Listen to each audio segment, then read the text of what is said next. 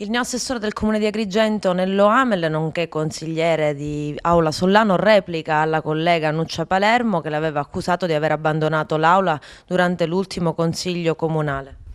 Sì, non è una replica, io non ho bisogno di repliche perché sono perfettamente, diciamo, tranquillo con la mia coscienza. Io ho sempre svolto il mio impegno istituzionale con assoluta coerenza e dedizione. Io sono sempre stato quello che arriva per primo in consiglio comunale e va via per ultimo, quindi non ho problemi di nessun tipo. La mia storia e i miei comportamenti, diciamo, sono conosciuti alla città di Agrigento. Solo che è una cosa che mi dà molta amarezza perché è assolutamente destituita da ogni fondamento. Io ho partecipato al Consiglio Comunale, sono stato interpellato su due problemi che erano all'ordine del giorno e che riguardavano il mio settore di competenza come assessore.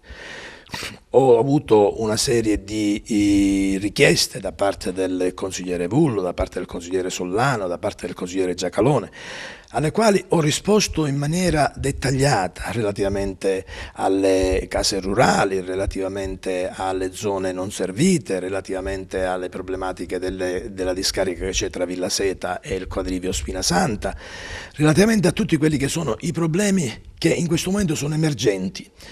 E il Consiglio Comunale ha avuto il suo decorso normale e ormai si andava al rinvio. Era stato concordato che all'intorno alle 8:30 si doveva fare il rinvio del Consiglio Comunale, perché l'ora era tarda, come di solito si fa in queste circostanze. E io ho comunicato al Consiglio che mi sarei allontanato qualche minuto prima, diciamo circa un quarto d'ora rispetto alla chiusura dei lavori. Tutti quanti non solo non hanno assolutamente avuto nulla a che ridire, ma addirittura mi hanno, sapendo qual era anche la motivazione, mi hanno fatto gli auguri e le congratulazioni. È un comportamento assolutamente strumentale, capizioso, violento nei miei confronti, che non ha nessun motivo di essere, perché io sono sempre disponibile ad affrontare qualsiasi tipo di argomento. Nella volta passata sulla nettezza urbana ho fatto una lunga dissertazione informando il Consiglio e ricevendo anche l'apprezzamento dell'opposizione. Il consigliere Spataro è intervenuto dicendo che il mio stile e il mio modo di rapportarmi con il Consiglio erano sicuramente tra i migliori comportamenti che aveva assistito nel corso del tempo. E così pure il consigliere Giacalone, sempre dell'opposizione.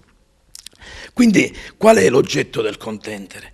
Chi può dire nella città di Agrigento che sia io una persona che sfrutta o usufruisce della propria carica istituzionale? Io utilizzo la carica istituzionale per aiutare la gente, per essere accanto a loro, per poter sopperire a bisogni e ad emergenze.